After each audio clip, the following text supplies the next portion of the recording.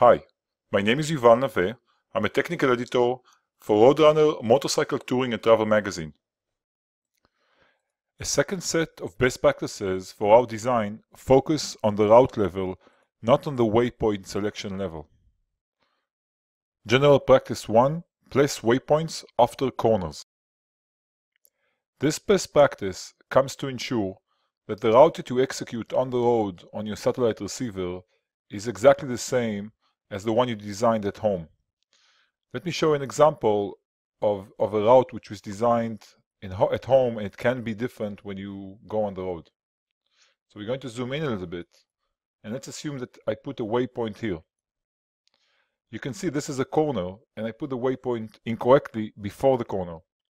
What will happen now in this very large route is that the GPS receiver might, not necessarily, but might decide to go through 17A in this case, or any other choice, depending on all kinds of settings that you have in your satellite receiver, on the map database, and so on. To ensure that you actually go through this road, which is what you intended to do, that you go through this corner, I advise to put the point after the corner, not before, in such a way. This will force the satellite receiver to go through this road. It will always go through this road. Now, if you still want to add some more points to ensure that this road also is going to be used, 17A, you can add a point over here.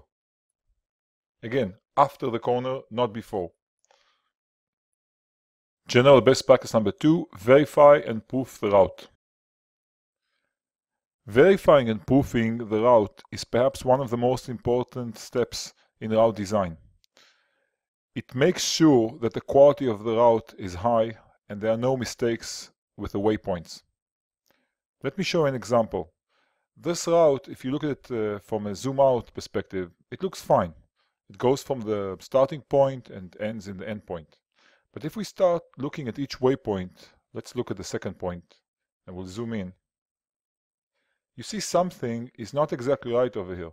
There's a weird loop, and the bold blue color means that the road is being repeated twice.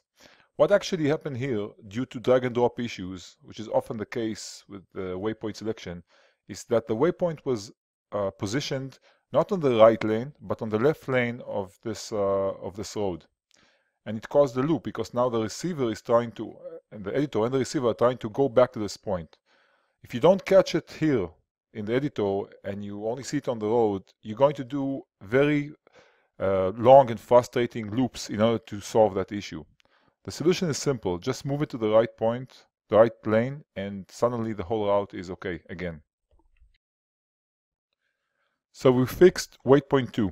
Now let's look at waypoint 4. Let's zoom in. And if we zoom a little bit out, we can see something is a bit wrong over here, because we were going on the main road, Route 17, and suddenly this is kind of a deviation. This most likely happened to drag and drop issues. I'm going to put it back on the road, give it a second to recalculate, and you can see that the waypoint is now fixed. There's no deviation as before. Best practice number 3, don't overdo it. By overdoing, I mean designing a route which is either impossible to finish within a time frame, or possible but requires a lot of energy to be spent. For example, the route is way too long or way too complex. So let me show you how not to do it, what it means to make a route too complex. So I might get excited with all these principles of green and blue, and I might just want to do everything. I'm going to drag over here, but actually, this also looks very cool, so I don't want to miss that. So let's go over here as well. And since I'm here, I might as well just, this green area as well. But, I don't want to miss this one, so I'm going to go through this area as well. And what happens now, this might look as a beautiful route, very interesting, but if you look at the total amount of miles, it just went up to 552. Unless you're a very experienced rider and or you complete the Iron Butt event in your life, This is going to be very, very hard to complete. I would not recommend to any normal rider to do 550 miles in one day. You might even want to break it into 2 pieces. So that's how you not do it. So try to keep within reasonable amount of miles and time. See also it says 12 hours and 20 minutes. Different people have different riding styles. I think that anything between 200 and 300 is fine. 350 and 400 is kind of pushing it, and above it you need to be either iron butt rider or somebody that has a lot of patience and experience. General best practice number 4, break down complex routes into subroutes. I'm going to break this complex long route into 2 pieces, and the middle point seems to be somewhere here in Bigmanton. So first we're going to add a midpoint over here. This is typically going to be an hotel that you're going to stay in. I'm going to pick just an arbitrary point for this particular example. Now that I have this middle point, let me rename it.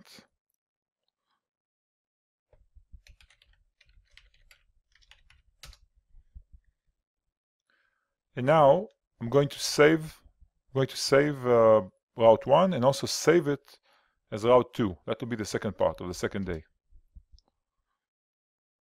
Now we're going to open again number 1, so we have both parts side by side. With route number 1, since the midpoint is my day 1 target point, I'm going to delete these 3 points that come after it. I'm just going to select them, going to send them to the trash. You can see that the new route is much smaller.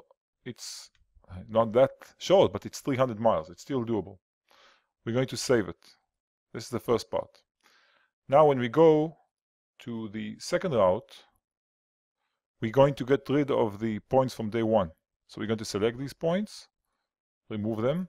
We're still going to keep the midpoint because the midpoint is the starting waypoint for day 2. And you can see the day 2 is 245 miles, which is totally feasible for any motorcyclist.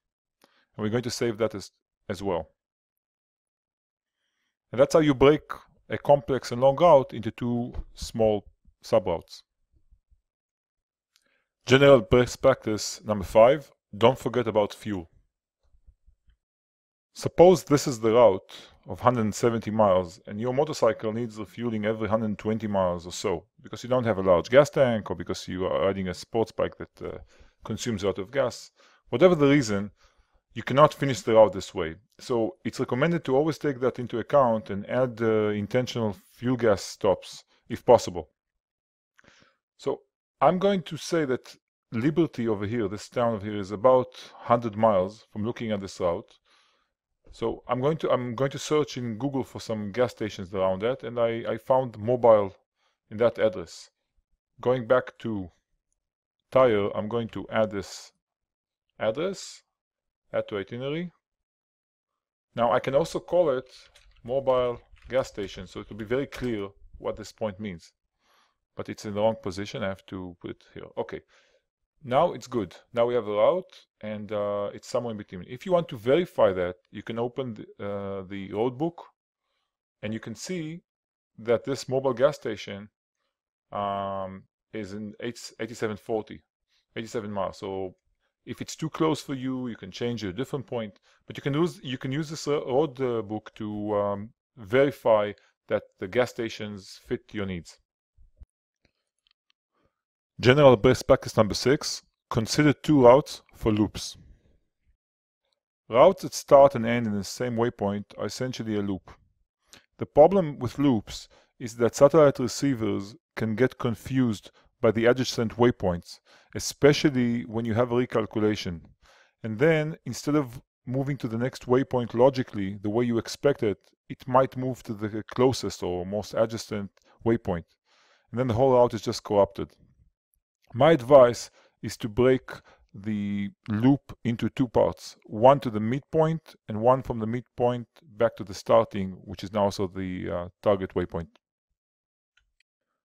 In this example, we have not just a regular loop, but a loop that has a shape of an 8, figure 8. And this particular point where they cross and the proximity over here of the points would most likely cause the GPS to completely go nuts. I would recommend to use the exact same technique as we broke the long route into two parts to break this loop into two parts.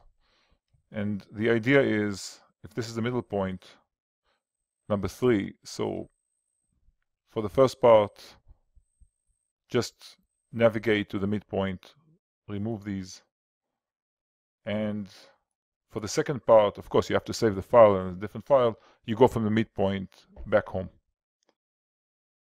In the next article, I'm going to discuss the usage of smartphones as satellite receivers. I'm also going to analyze gaps between the satellite receivers and standalone GPS units.